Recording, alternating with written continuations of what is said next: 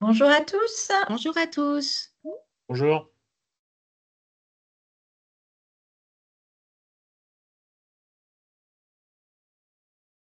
Allez, on va repasser comme ça. Bonjour.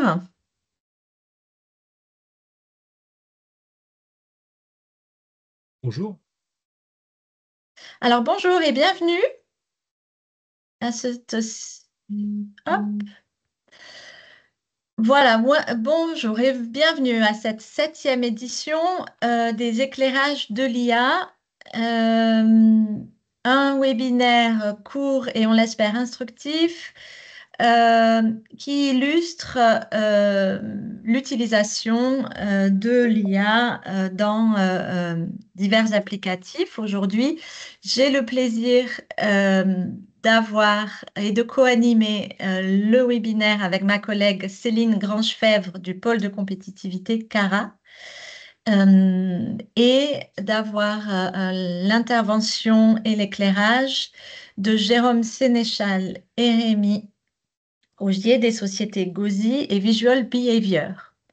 Je suis Laure Quintin, responsable Europe du pôle de compétitivité du numérique Minalogic.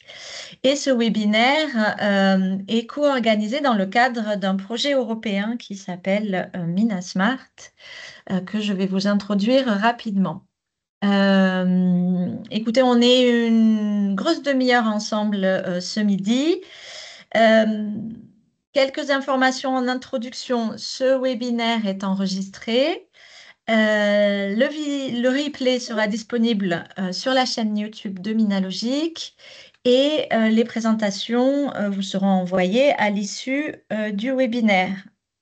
Durant toute la durée du webinaire, on vous invite à poser vos questions dans le chat, dans le bandeau, je crois, en haut ou à droite de votre écran. Et puis, après chaque présentation, les intervenants auront le plaisir d'y répondre. Voilà.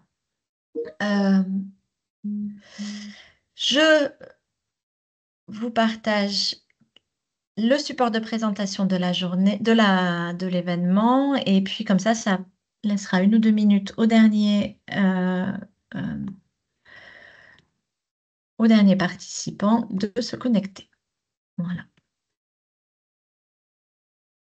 Donc, en ce qui me concerne, je vais juste rapidement reposer le cadre. Donc, les perspectives pardon, de l'IA, c'est une série de webinaires initialement et encore aujourd'hui soutenus par le MIAI, donc l'Institut interdisciplinaire d'intelligence artificielle de la région de Grenoble. Et depuis cette année, le projet européen Minasmart s'est investi du sujet.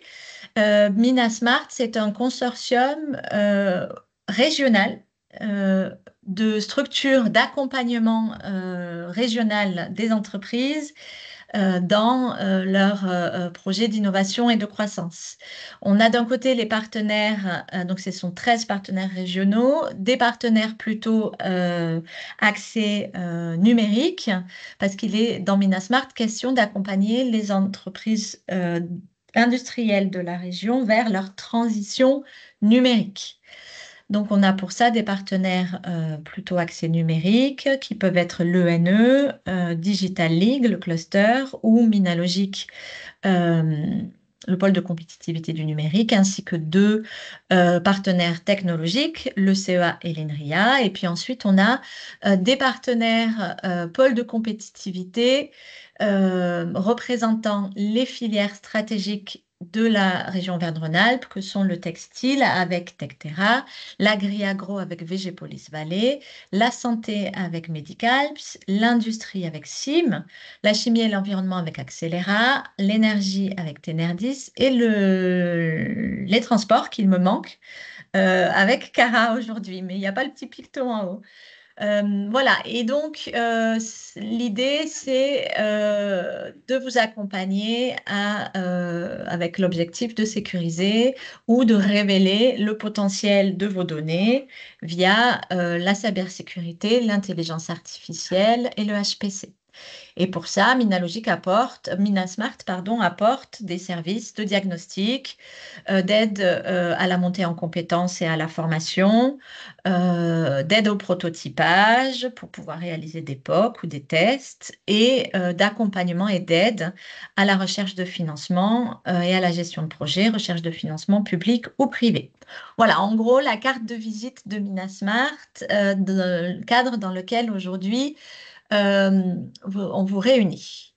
Avant de laisser la parole à ma collègue Céline, hop, une dernière petite information, juste si ça veut bien. Voilà, la prochaine édition des Perspectives de l'IA, c'est dans tout juste un mois, pardon, la date n'est pas la bonne, 26 septembre 2025. Et on parlera d'IA dans les bâtiments et pour tout ce qui est efficacité énergétique avec le pôle de compétitivité Tenerdis. Voilà, donc c'est tout pour moi. Je suis ravie donc aujourd'hui de donner la parole à Céline Grange-Fèvre du pôle CARA, directrice innovation, qui va vous partager ses slides et qui va Oui, vous présenter voilà, le panorama, qu'est-ce qu'il en est dans le transport. oui, merci Laure et bonjour à tous. Alors, je vais vous partager ma présentation que je vais mettre en face de moi. Alors, attendez. Je me la mets juste face de moi parce que j'ai deux écrans. Hop, voilà, Alors nous, on ne la voit pas, Céline. c'est normal. Attends, j'arrive. Hop, vous allez me dire si vous la voyez. Donc, je ne vous vois plus, mais je vois ma présentation et je vais me mettre en mode. Hop, voilà, est-ce que c'est tout bon? Très bien, merci. Du coup, je vais être assez rapide pour laisser plus de temps de parole à Jérôme et Rémi. Donc, juste, c'était pour vous faire déjà un petit point. Alors, déjà, je suis Céline Grange-Fèvre, comme vous l'avez dit, Laure, directrice innovation et développement projet. Et je vais vous présenter le pôle CARA et surtout, je vais faire un focus sur les travaux en cours autour de l'IA et de la mobilité au sens large. Donc, juste nous, notre mission CARA, pôle de compétitivité et mobilité, c'est d'accompagner les mutations des systèmes de transport de personnes et de marchandises, en favorisant bien sûr la collaboration et l'innovation pour développer l'activité économique sur le territoire. CARA, c'est environ 420 adhérents avec des structures qui vont de la toute petite start-up jusqu'au très grand groupe. Le plus gros de nos adhérents, c'est quand même plutôt des PME. On a également aussi des universités, centres de formation, laboratoires de recherche, et des collectivités, des fédérations professionnelles. L'idée des pôles, de toute façon, c'est de rassembler un écosystème autour d'un sujet et plutôt territorialisé, donc au niveau de la région Auvergne-Rhône-Alpes, avec quelques adhérents qui sont basés ailleurs, mais qui ont une activité dans notre territoire. CARA, c'est 6 filières. Donc, quand on parle mobilité, c'est automobile, transport industriel. Transport industriel, ça regroupe les camions, les bus, tout ce qui est véhicule aussi à destination professionnelle. Le transport fluvial, le transport aérien guidé de façon un petit peu marginale, c'est des nouvelles mobilités, mais qui font partie de notre réseau. Le transport ferroviaire et les micromobilités, avec notamment une grosse thématique sur les mobilités douces. Les deux grandes thématiques de la mobilité, ce sont les impacts environnementaux autour de la décarbonation, mais pas que, et puis justement la digitalisation. La digitalisation au niveau produit, mais un petit peu aussi process. Donc voilà, ce que je peux vous mentionner, c'est que vu qu'on est un pôle qui est entre guillemets marché, on a des acteurs qui sont sur toute la chaîne de valeur, depuis le fournisseur de composants jusqu'à l'utilisateur final. Donc, on a des exploitants de transport et on a aussi des fournisseurs de composants. Donc, c'est un réseau qui est assez hétérogène en termes de typologie d'entreprise. Aujourd'hui, comme je vous le mentionnais, la partie digitale et intelligence, elle est très importante. Donc, nous, chez CARA, on anime notre réseau autour de plusieurs programmes de recherche. Et donc, il y en a un qui s'intitule Système de transport et intelligence. Et en fait, ces programmes sont animés avec des experts de notre réseau qui nous permettent d'identifier quels sont les grands sujets en jeu et qui permettent aussi d'accompagner les projets d'innovation qui sont dans le réseau de CARA. Juste un petit point sur le type de service que l'on offre. C'est assez classique des pôles, j'ai envie de dire. Ce sont des veilles thématiques, marchés, appel à projet, financement. On organise un certain nombre d'événements qui permettent de susciter des rencontres très qualifiées, donc des événements plutôt experts autour de sujets pointus. La mise en réseau, c'est notre cœur de métier. L'expertise autour des projets d'innovation mobilité, donc l'accompagnement de projets. On a aussi un volet sur la partie compétences liée à la mutation des systèmes de transport. Donc forcément, quand on passe du thermique à l'électrique, par exemple, les compétences dont ont besoin les entreprises évoluent. Et puis, évidemment, tout un bouquet de services autour de la communication et des événements. Donc ça, c'est Cara. Alors, hop, il y a un bug. Voilà.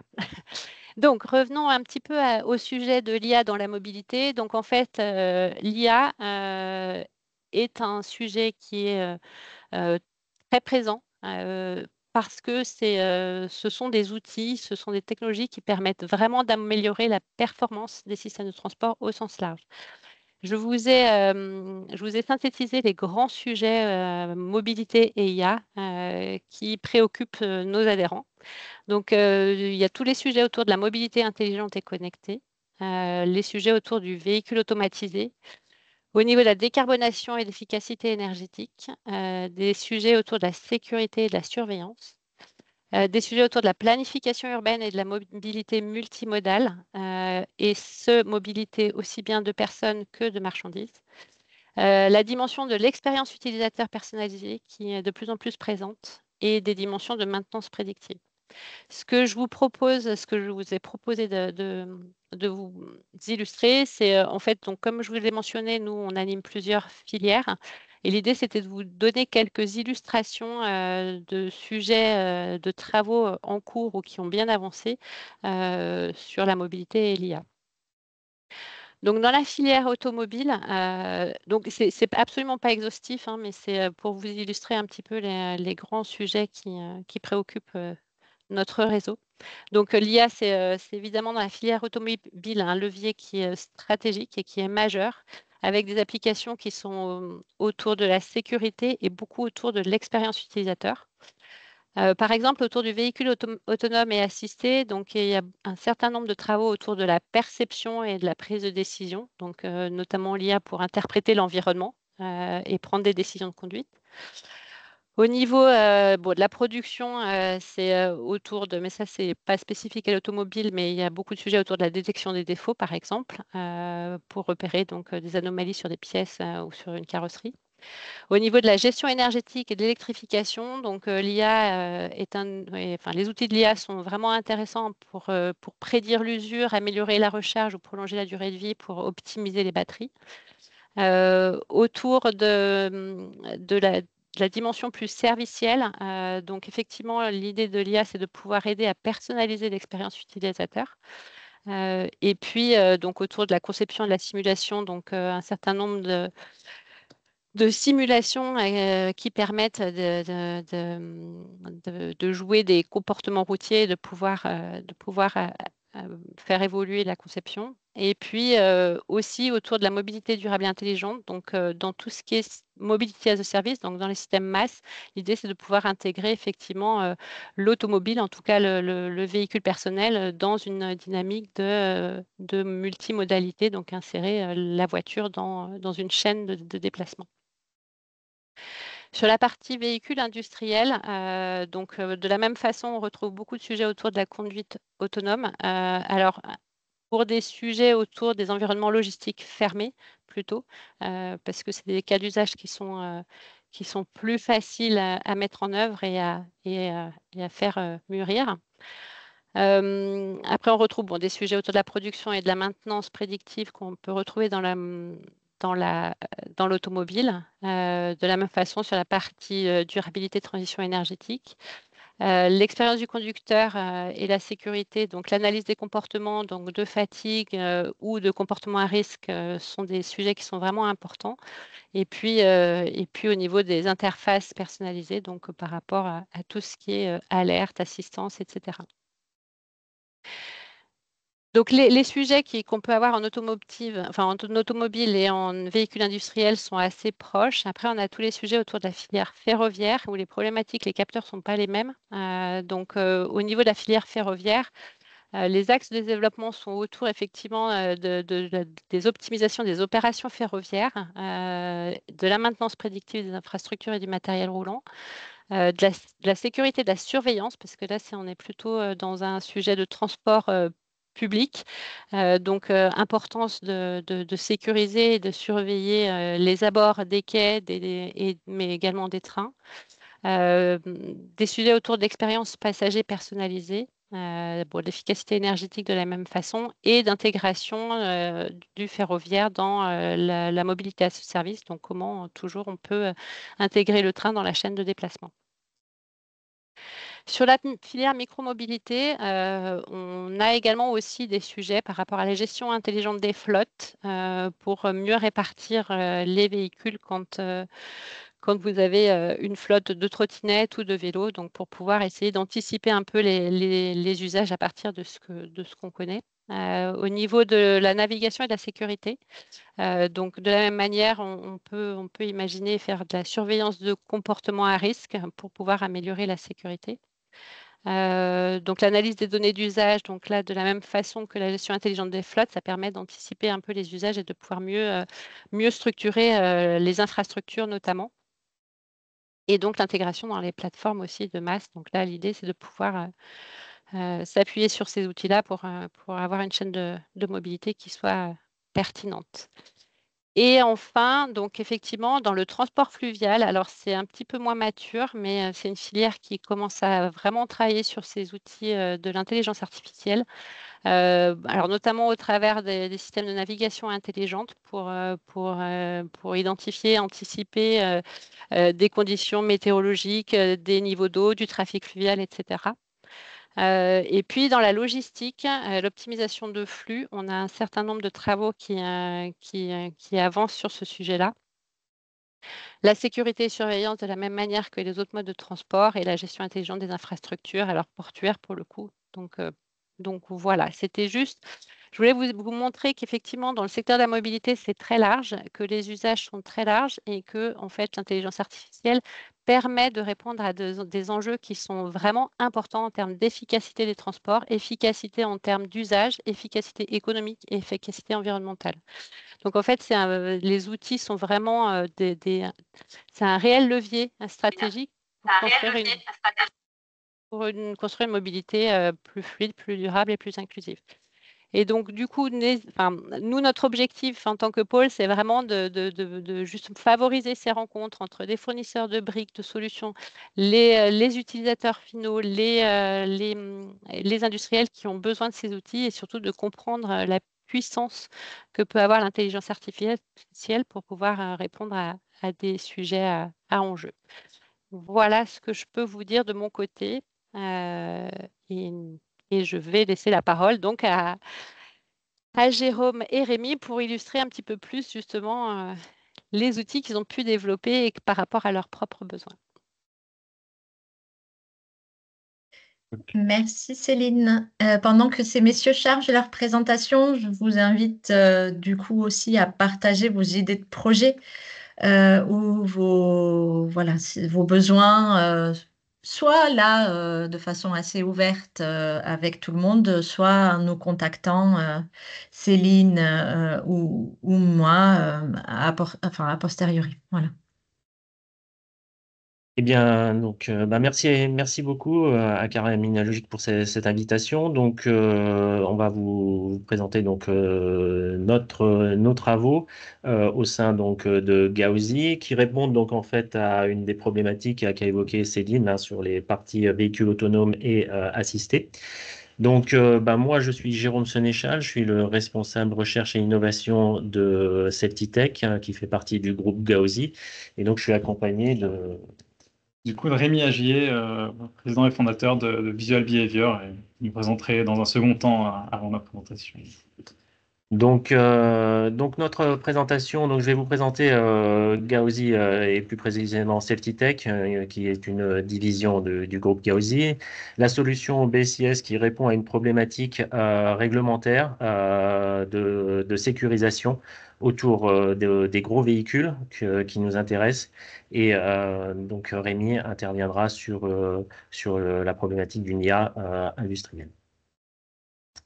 Donc le groupe Gauzy Safety Tech, enfin le groupe Gauzy, en fait c'est un groupe qui a été donc à la base c'est une société israélienne qui a racheté donc le groupe Vision System, groupe Vision System qui est basé toujours à Brignais. Vision System étant composé à la fois de la division Vision System et Safety Tech. Le groupe Gauzy désormais fait près de 700 employés. Le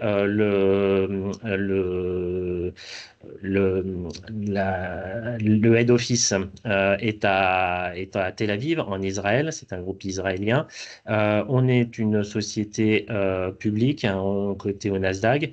En 2024, le chiffre d'affaires a été de 110 millions de dollars et on a une représentation à peu près dans tout le monde. Donc, qu'est-ce que fait donc le groupe Gauzy? En fait, on a 3 business units: automotive, aéronautique et architecture, qui sont plus dédiés à des protections de protection solaire pour ces types de problématiques que sont les problématiques donc de protection solaire dans l'automotive, dans l'aéronautique et dans l'architecture. Safety Tech, c'est une division qui est plutôt dédiée à l'aide à la vision autour du véhicule. Et donc, en fait, Safety Tech, c'est une société qui est historiquement dédiée à tout ce qui est améliorer le confort chauffeur et la sécurité autour des véhicules. Safety Tech, en fait, est issue d'une société qui s'appelait RBE, pour Robert Berlier Entreprises, fondée en 1928. Et Robert Berlier, en fait, c'était le frère de Marius Berlier, les camions Berlier qui sont devenus Renault Trucks et Volvo Trucks. Marius Berlier a demandé à son frère, en fait, de lui faire l'ensemble des accessoires autour de ce véhicule. Et des accessoires, on peut retrouver des rétroviseurs que l'on produit toujours et d'autres accessoires pour le véhicule. Safety Tech donc a évolué, est passé d'une société mécanique à une société maintenant mécatronique, puisque en 2015 on a lancé le rétroviseur électronique, donc le remplacement du système historique mécanique de miroir de chaque côté du véhicule par des caméras à l'extérieur et des moniteurs à l'intérieur. Je vais vous présenter la solution un tout petit peu après. Et donc maintenant on est en fait un leader mondial dans ce qu'on appelle le Camera Monitoring System, donc les systèmes de rétrovision par caméra.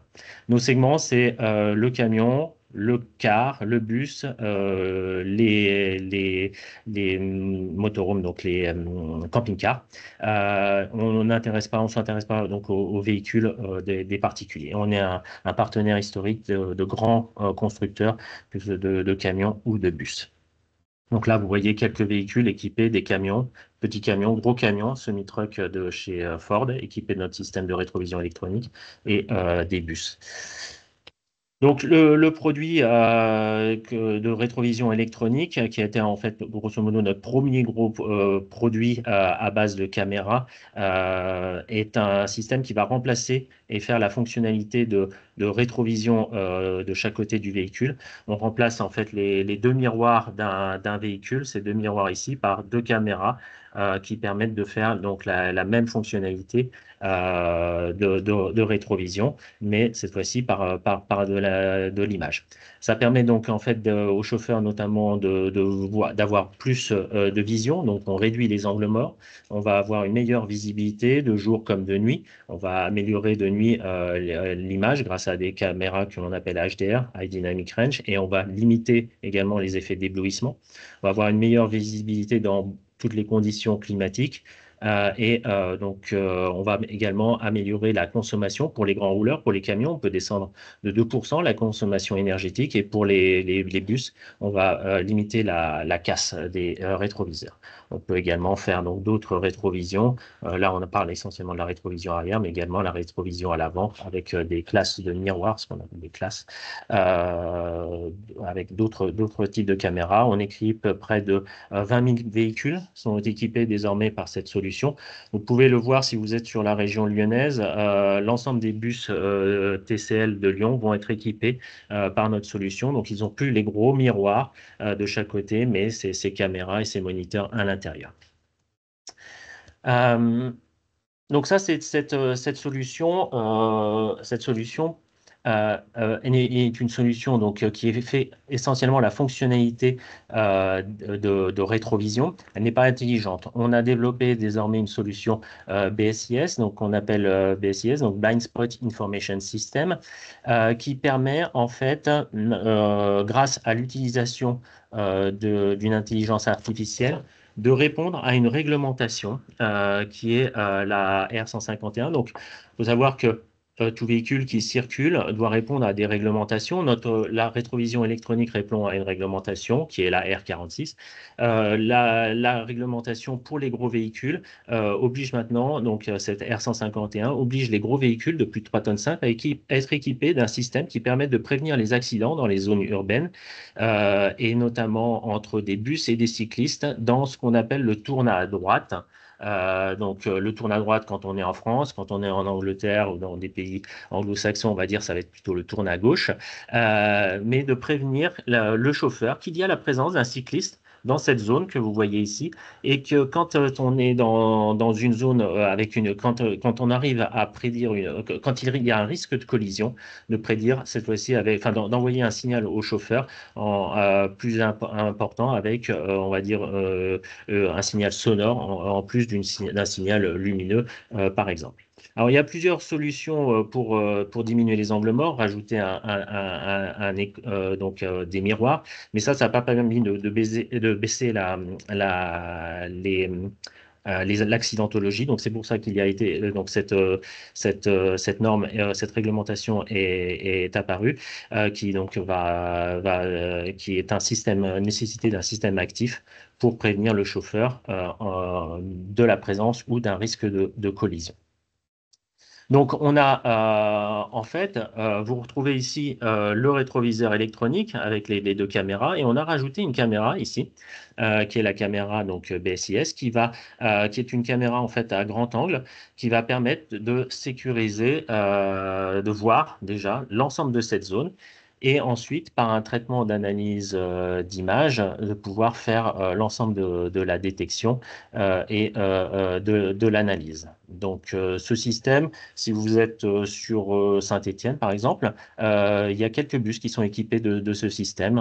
C'est en période de test actuellement, où on voit donc les caméras comme à Lyon, sauf qu'à Saint-Étienne, on a rajouté pour l'instant cette caméra. Donc, à partir des images que l'on reçoit de cette caméra, on va les analyser. On va pouvoir classifier, puisque je vous ai dit qu'on doit détecter, la réglementation impose de détecter que les cyclistes. Donc les piétons ne sont pas détectés. Les voitures ne sont pas détectées. Donc, il faut vraiment bien sélectionner, classifier et sélectionner que les cyclistes. Et ensuite, donc, l'IA intervient à ce moment-là pour la classification et la reconnaissance d'objets. On va pouvoir ensuite estimer en 3D la position donc en 3D dans le monde grâce à la connaissance des paramètres de notre véhicule, donc sa vitesse, ses angles de roue, on peut prédire sa trajectoire, et on va pouvoir ensuite voir s'il y a un risque de collision et envoyer le signal au chauffeur au bon moment pour l'alerter de ce possible risque de collision. Donc, comment ça se passe? Donc là, ce que vous voyez, c'est une image vue par la caméra. C'est pas ce que le chauffeur voit. Le chauffeur, lui, il va voir que ses rétroviseurs et il aura un signal. Là, c'est... Hop, pardon, je voulais vous lancer la vidéo. Alors, bon, comme on est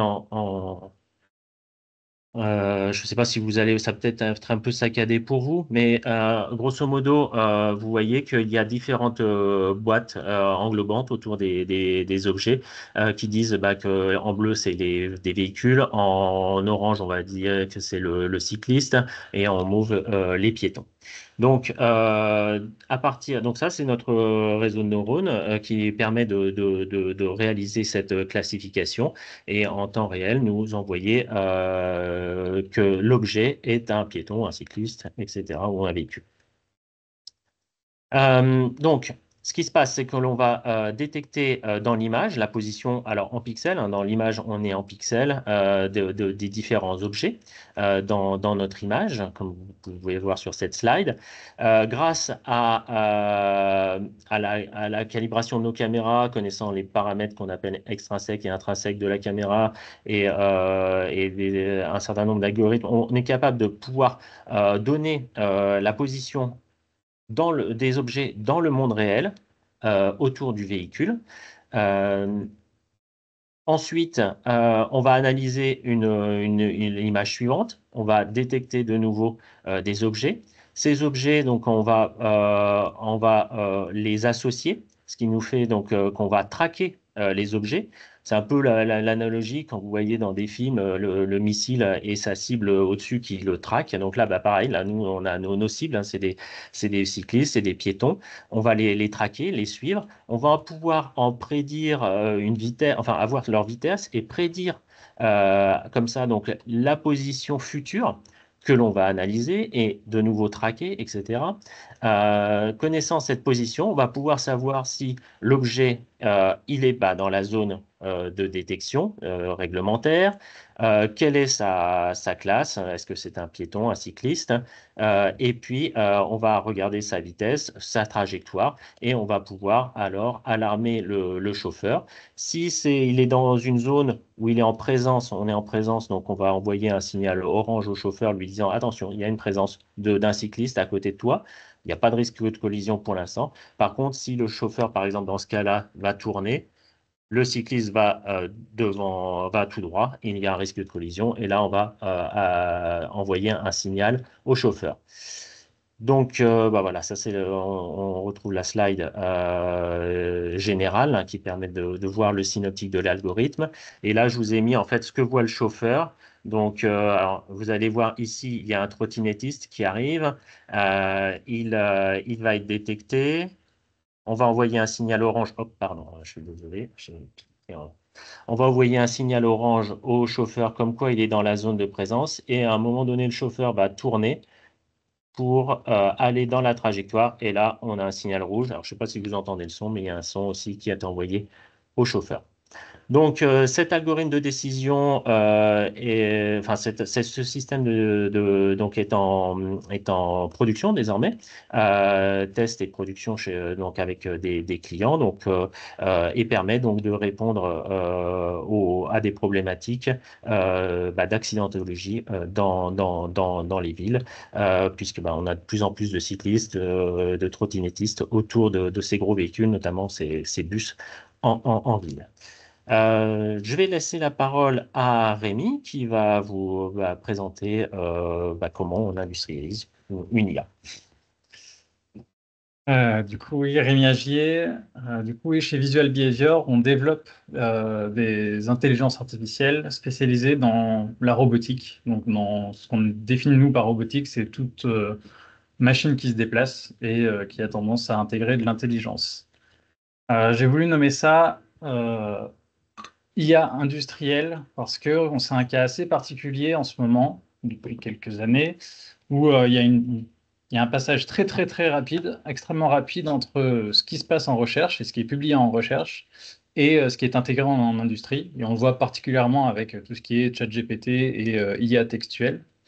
Donc il y a un réel engouement autour de ça et je voulais juste vous donner une petite grille de lecture qui permet un peu de savoir quand vous avez une nouvelle sur l'IA ou vous voyez une IA, vous posez la question de savoir est-ce que c'est une IA qui est plutôt orientée recherche ou plutôt fait pour être industrialisée. En fait, entre une IA de recherche et d'industrie, il y a une différence fondamentale de quel est l'objectif quand on la crée. Une IA de recherche, typiquement, ça a pour but de maximiser le meilleur cas alors que dans la vie ou dans un véhicule, on a tendance à vouloir minimiser le pire cas. À savoir qu'on veut un système qui fonctionne à minima correctement. Si c'est encore mieux, on est content, mais en tout cas, on veut éviter un maximum les accidents, les loupés, avoir une robustesse qui va bien. Ce qui est complètement différent de la recherche, où à chaque fois que vous voyez une publication de recherche, il faut se poser la question de pourquoi ils ont choisi ce sujet-là et ils ont présenté ces résultats-là. Ils n'ont pas la contrainte industrielle de dire voici mon cas que j'ai à résoudre. Ils sont dans un domaine et ils publient. Du coup, généralement, vous voyez leurs meilleurs résultats et on ne publie jamais les résultats négatifs en recherche, ce qui est un problème. Mais nous, on veut faire de l'industrie, donc comment on fait pour minimiser le pire cas, qui est bien plus compliqué que de maximiser le meilleur cas? Le gros avantage qu'on a, c'est que on ne veut pas résoudre un problème théorique, on veut résoudre un cas qui est concret, et donc on peut s'autoriser à prendre toutes les contraintes qu'on peut, enfin tous les raccourcis qu'on peut du monde réel et de l'application industrielle réelle qu'on a.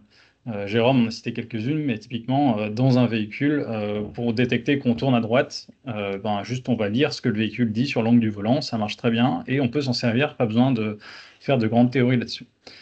Donc c'est ça les grosses différences, sachant qu'en plus, dans les IA industrielles, là on va parler spécifiquement de mobilité ou de robotique, il y a quelque chose qu'on dit souvent en robotique, c'est qu'il vaut mieux un résultat moyen rapidement qu'un bon résultat trop tard. Sous-entendu, une information qui arrive trop tard, elle ne sert à rien parce que la collision a déjà eu lieu ou en tout cas l'événement est passé. Donc il y a des grosses contraintes de latence. Donc le but n'est pas juste de faire l'IA la mieux, c'est faire l'IA la mieux et qui va le plus vite possible pour donner le résultat dans le temps contraint qu'on a et aussi dans la consommation contrainte qu'on a. Parce que c'est des systèmes embarqués qui sont embarqués dans des véhicules et qui ne peuvent pas se permettre de tourner sur des serveurs ou sur des choses énormes dans des salles. Donc c'est un peu ça les différences entre l'IA de recherche et d'industrie. Et maintenant, je voulais juste vous montrer quelles sont les différentes manières de faire de l'IA pour l'industrie. Et parce qu'on a tous tendance à, en ce moment, se diriger vers faut mettre de l'IA partout, la meilleure solution à un problème d'IA, c'est de ne pas en utiliser. Sous-entendu, on voit passer, nous, beaucoup de problèmes où les gens veulent absolument le résoudre avec de l'IA. Et en fait, il n'y a pas du tout besoin d'utiliser de l'IA dans ces cas-là. Et donc, dans ce cas-là, il ne faut pas oublier que l'informatique n'est pas née avec l'IA et qu'il y a plein de solutions numériques qu'on appelle nous classiques, d'algorithmes, de statistiques, qui n'ont pas besoin d'IA dans le sens machine learning et donc qui permettent de résoudre le problème très simplement. Donc évidemment, ça ne fait pas tout, mais voilà, je voulais vous donner un peu la grille de lecture dans l'ordre de j'ai un problème, reprenons les choses depuis le début, quelle est la meilleure solution d'IA à mettre en place et la question préambule, quand on arrive là, normalement qu'on est censé déjà avoir se poser, c'est est-ce que j'ai vraiment besoin d'IA? Donc ça, c'est le premier cas qui est un peu une boutade. Après, le deuxième niveau d'intégration de l'IA, c'est de dire mon problème est connu, je ne sais pas, je dois détecter, je fais de la surveillance par exemple, et je dois détecter des personnes. C'est quelque chose qui existe déjà, il y a plein de modèles d'IA qui existent déjà et que plein de sociétés proposent. Donc c'est ce qu'on appelle une application directe. Dans ce cas-là, vous avez de la chance. Il y a déjà des IA qui détectent votre cas, et donc dans ce cas-là, vous n'avez pas besoin particulièrement de data. Vous pouvez l'appliquer directement et l'intégrer dans votre système. Le problème vient du moment où, si vous voulez commencer à détecter des choses qui ne sont pas dans les IA classiques, typiquement, les trottinettes sont rarement inclus dans les IA de détection d'objets, il va vous falloir passer au niveau au-dessus, qui est ce qu'on appelle le fine-tuning. Donc le fine-tuning, c'est qu'on prend une IA qui a été pré-entraînée et on vient lui donner quelques exemples du cas qui nous intéresse et qu'elle ne connaissait pas avant. Donc typiquement, si on prend une IA de détection de personnes, on va se dire assez naturellement que détecter des trottinettes, ça ressemble quand même beaucoup à une personne. Si vous le faites sans fine-tuning, ça va quand même pas marcher, mais le fine-tuning permet de juste fine-tuner, donc ça veut dire ajuster l'IA pour qu'elle soit capable de détecter ce cas précis qu'elle ne connaissait pas au début, mais qui ressemble quand même beaucoup à ce qu'il y a. Donc, contrairement à l'application directe, ça commence à demander un peu de data. Généralement, c'est des datasets qui sont assez petits pour arriver à des performances convenables, mais qui permettent d'avoir des résultats satisfaisants. La limite du fine-tuning, là où il va falloir aller un peu plus profondément dans l'IA encore, c'est si le cas que vous voulez détecter est vraiment très différent des cas d'usage qui sont qui sont connus, où il y a de l'application directe possible. Dans ce cas-là, il y a plusieurs solutions. J'ai voulu vous en présenter une qui s'appelle le Zero ou le Few Shot. Alors aussi le prompt engineering pour prendre les termes qui viennent des LLM et des IA textuelles. Là, l'idée dans ce cas-là, c'est de donner quelques exemples à une IA très généraliste. Typiquement, un chat GPT, si vous lui donnez une image et lui demandez de détecter des trottinettes dans l'image, il va réussir à le faire. Voilà, donc c'est une solution qui est en train d'arriver. Elle demande très peu de données parce que si vous lui donnez 3 images de trottinettes, elle va réussir à trouver la trottinette dans la 4e. Par contre, c'est un peu mature et deux peu embarquable. Si on reprend la question de on veut une latence faible et on veut un système qui soit le plus optimisé pour être embarquable en véhicule, on n'en est pas encore là. Il ne faut pas oublier que derrière un chat GPT, c'est des kilowatts et des kilowatts de serveurs qui tournent pour vous répondre. Donc voilà, juste en veille, c'est en train d'arriver. Il va y avoir des solutions qui vont s'approcher, mais c'est pas encore très mature. Et donc la dernière solution, et c'est un peu le cas qu'il y a ici entre la collaboration entre Visual Behavior et SafetyTech, c'est vous avez un cas qui est très particulier et qui ne peut pas être traité par les techniques avant et plus faciles. Et du coup, dans ce cas-là, vous allez devoir développer une IA ou faire développer une IA, ce qu'on appelle from scratch, hein, donc ça veut dire complètement sur mesure. Et si vous vous posez la question, typiquement, pourquoi c'est utile et nécessaire chez SafetyTech, alors il y a plusieurs sujets. Il y en a un, il n'y a pas que le BSIS qu'on veut embarquer dans les véhicules. Il y a d'autres fonctionnalités et on ne peut pas se permettre d'embarquer 15 modules différents, donc celui pour les piétons, celui pour les trottinettes, etc. Donc on a besoin d'une IA qui est capable de faire tout en même temps. Et donc celle-ci, dans les cas 1, 2, 3 que j'ai listés, n'existe pas. Donc il faut la faire from scratch. Et même plus pragmatiquement parlant, les photos que Jérôme vous a montrées sont des photos fisheye qui sont très hauts sur les véhicules. Et donc, en fait, les IA classiques qui sont souvent développées avec des datasets pour la voiture autonome, donc beaucoup plus basses et avec des caméras qui regardent à l'horizontale et beaucoup moins déformées, ça produit des images qui sont suffisamment différentes pour que les IA classiques ne fonctionnent pas suffisamment bien. Donc chez Visual Behavior, on a développé ce qu'on appelle une AI Factory. L'idée ici, c'est de vous montrer à peu près toutes les étapes qu'il y a pour faire une IA embarquable dans un véhicule avec, pour qu'on se rappelle tous, la contrainte de l'automobile qui est un domaine où les contraintes sont extrêmement fortes en termes de coûts, en termes de sécurité, en termes de réglementation. On ne peut clairement pas faire ce qu'on veut. Et donc, ça pose beaucoup de problèmes et beaucoup de défis. Et donc, Visual Behavior développe une solution, ce qu'on appelle de compréhension de scène. Ça veut dire qu'on ne développe pas une IA pour détecter des objets, détecter des panneaux, détecter la route. On fait un peu l'équivalent de ce que fait les modèles de langage qui comprennent le texte en général. Nous, notre but, c'est de comprendre une scène en général. Voilà, peu importe ce qu'il y a dedans. Les lois de la physique étant les mêmes pour tout le monde, si vous filmez une scène sur Terre, il y a à peu près toujours les mêmes concepts qui se passent, à savoir, il y a des objets qui se déplacent, il y a une notion de 3D avec de la profondeur, il y a des endroits qui sont libres, des endroits qui sont occupés, des endroits qui vont être occupés, etc. Donc, notre objectif est de développer une IA qui fait ça de manière complètement générique, et après qui est spécialisée et optimisée pour un cas précis. Typiquement, le BSIS, on se rend bien compte du type d'objet, du type de détection qu'on a envie de faire.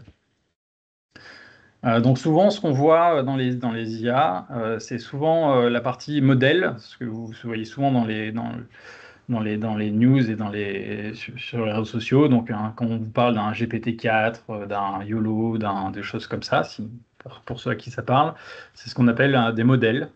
Et après, il y a la partie apprentissage, c'est-à-dire comment je fais pour montrer des données, des images à mon IA pour qu'elle apprenne à reconnaître. Voilà. Donc ça, c'est la partie la plus classique. Il ne faut pas oublier la partie développement, déploiement, qui est comment je fais maintenant, parce que c'est OK, ça tourne sur mon ordinateur, comment je fais pour que ça tourne dans une IA embarquée dans un véhicule de manière contrainte.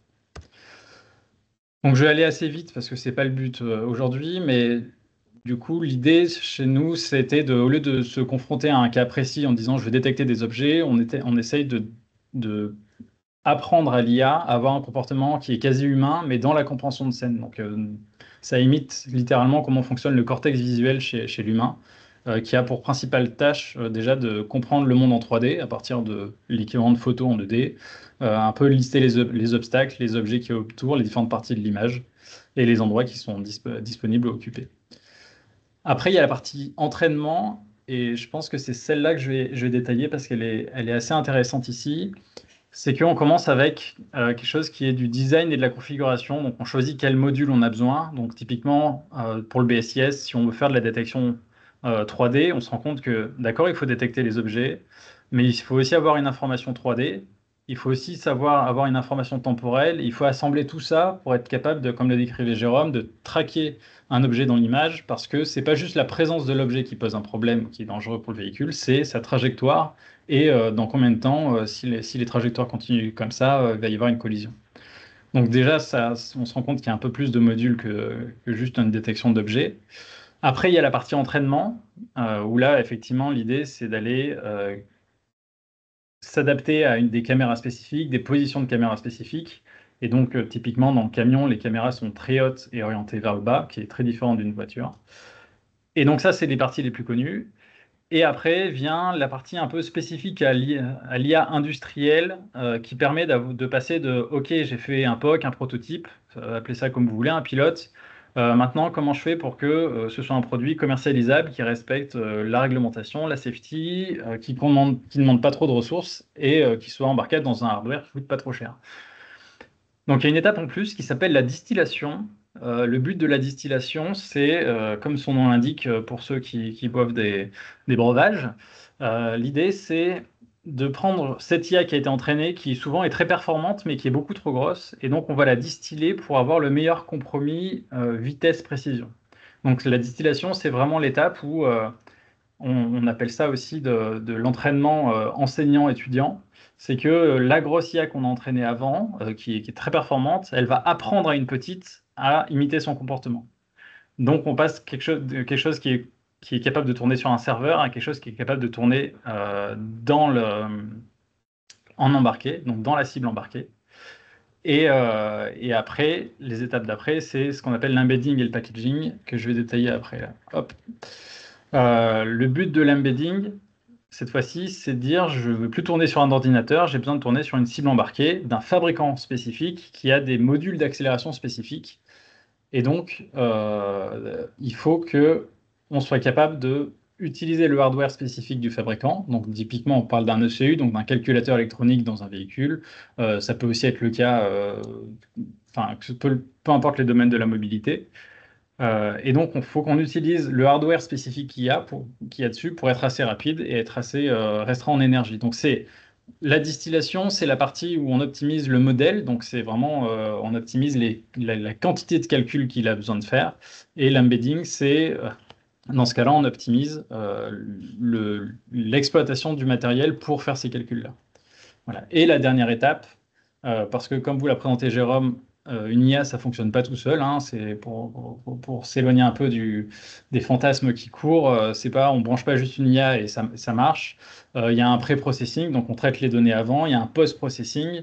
En tout cas, une IA n'est pas lâchée dans la nature. En tout cas, quand on a besoin de faire de la safety, elle est très encadrée, donc les sorties sont contrôlées. On vérifie la consistance, la robustesse. Et donc, tous ces pré- et post-processing sont ensuite packagés avec l'IA en elle-même pour faire le service. Et donc, c'est là-dedans que vous trouvez aussi tout ce qui est prise de décision. Voilà, donc c'est une fois qu'on a fait toutes ces étapes-là, finalement, qu'on passe avec quelque chose qu'on avait très rapidement au début, qui est de l'ordre du POC, jusqu'à quelque chose qui est réellement industriel et qui est réellement embarquable dans un véhicule. Pour vous donner une idée, ces étapes-là, là, entre le POC et le véhicule, on considère qu'on arrive à le faire très rapidement si on le fait en un an. Voilà, ce qui donne un peu une information relative par rapport aux avancées théoriques quand on voit les publications des sociétés où en 3 mois développent, ils sortent une IA. Si vous écoutez les sorties de Tesla ou de Uber à l'époque où ils faisaient des véhicules autonomes, il faut se rappeler, c'est un POC qu'ils font. Hein. Donc ils en sont là à peu près. Et ils ont des énormes serveurs dans leur véhicule. Et avant d'avoir quelque chose d'industriel fiable qui tourne en temps réel, il reste encore toutes ces étapes. Voilà. Donc voilà, c'est un petit résumé. L'objectif de l'IA Factory qu'on a développé, mais c'est le process qui est commun à toute l'industrie. L'objectif, c'est de faire des modèles embarqués qui sont en réel. Voilà, et tous les mots ont leurs importances. Hein. Donc modèle, ça veut dire que si vous avez suivi, il faut les faire spécifiques et sur mesure. Embarqué, ça veut dire qu'on ne peut pas se contenter de les faire tourner sur serveur et faire une démo. Il faut que ce soit embarqué dans du matériel, dans des véhicules, avec toute la réglementation qui va avec, et temps réel, parce qu'il faut restreindre, il faut respecter les contraintes de temps et de consommation pour avoir les bonnes informations au bon moment. Typiquement, le BSIS, il faut qu'il vous donne une information en moins de 50 ou 100 millisecondes, je ne sais plus. Voilà, si vous demandez à ChatGPT de trouver la trottinette dans l'image, je ne suis pas sûr qu'il vous réponde en 50 millisecondes. Voilà un petit résumé de toutes les étapes et de comment on fait pour faire une IA industrielle qui, à la base, ressemblait à une IA très classique de détection de personnes, où finalement, il y a beaucoup, beaucoup d'étapes avant d'en sortir un produit et une fonctionnalité chauffeur qui répondent à un besoin précis avec la performance et les contraintes qu'on attend d'un système embarqué dans un véhicule. Merci bien. Merci, monsieur. C'était à peu près clair pour moi. Non, non, c'était très intéressant. Merci. Est-ce que... Alors, il reste 5 minutes, mais c'est toujours intéressant de prendre des questions. Est-ce qu'il y a des questions? Non? Alors moi, j'en ai une sur on va dire plutôt nature de votre collaboration. Du coup, si aujourd'hui, on a une entreprise comme Gaudzi qui exprime un besoin, mais qui elle-même déjà développe, on va dire, hein, j'ai compris, vous avez quand même en interne aussi des compétences. Vous avez fait appel aux compétences du coup externes de Visual Behavior. Quelle était juste un peu la nature de la collaboration pour peut-être Alors, voir. oui, effectivement, on a des compétences de développement, donc hard, software et mécanique, mais on n'avait pas la compétence purement IA. On faisait du traitement d'image, on va dire classique, et on s'est heurté donc à des difficultés de pouvoir vraiment extraire la présence de piétons, de cyclistes, comprendre l'environnement du véhicule. C'est les étapes qui viennent ensuite, hein. Et donc, il a fallu qu'on aille au CES pour trouver Visual Behavior, qui est une compagnie lyonnaise. Lyonnaise, Donc, ouais. c'était il y a 4-5 ans. Il a fallu aller au CES pour les découvrir. J'ai découvert la société, j'ai commencé à réfléchir. Puis j'avais cette idée de pouvoir essayer de comprendre ce qui allait se passer autour de mon véhicule.